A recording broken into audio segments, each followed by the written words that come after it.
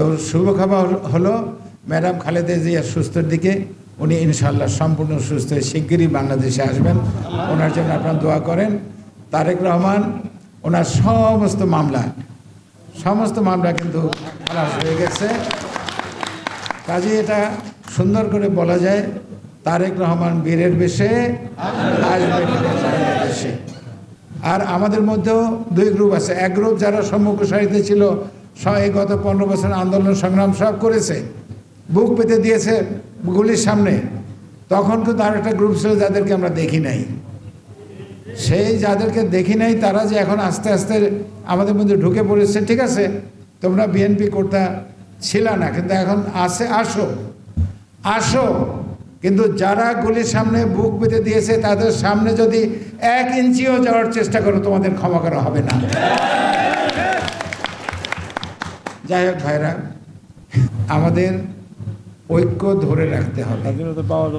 এই যে কথাগুলো বললাম, এই কাজগুলো দিল্লি থেকে তো করতে পারবে না, এটা তো বাংলাদেশের লোক দিয়েই করাতে হবে। তো আমাদের জানতে হবে তাদের সেই অস্ত্র কি দিয়ে তারা করতেছে। র হলো প্রধান উপাদান যাদের দিয়ে আমাদের সমাজকে, আমাদের দেশকে নষ্ট করতে চায়। আর এর সঙ্গে দ্বিতীয় আছে আওয়ামী লীগ।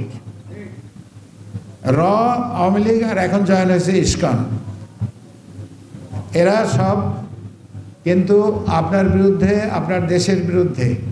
আপনাদের সাবধান থাকতে হবে। আপনার ডানে দেখতে হবে, বামে দেখতে হবে, সামনে দেখতে হবে, পিছনে দেখতে হবে কোথায় আছে, কোথায় আওয়ামী লীগ আছে। কিন্তু এখানে অত্যন্ত দুঃখ এবং লজ্জার কথা হলো, আমাদের মধ্যেই লোক আছে যারা ক্ষুদ্র স্বার্থের জন্য আওয়ামী লীগকে আবার তারা বিভিন্ন জায়গায় বসিয়ে দেওয়ার চেষ্টা করছে। তো সেই জন্য আমি তাদেরকে বলবো যে আপনারা কিন্তু আপনার নিজেদের পায়ে কুড়াল মারতেছেন।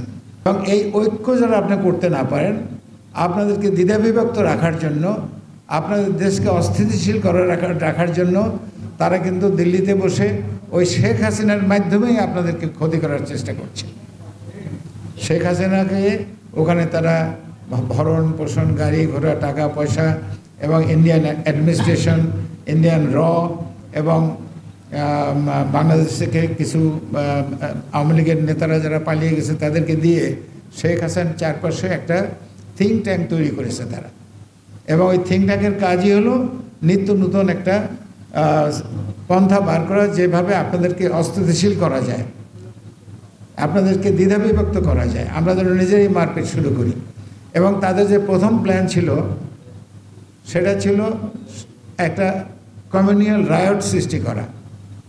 এই যে ইসকন চিটাগাংয়ে যে আমাদের উকিল সাহেবকে দিনে দুপুরে কোর্টের বারান্দায় জবাই করলো, চিন্তা করেন তো এইরকম একটা ঘটনা যদি কলকাতায়, বম্বে অথবা দিল্লিতে হতো, কত হাজার মুসলমান নিহত হতো, চিন্তা করে দেখেন।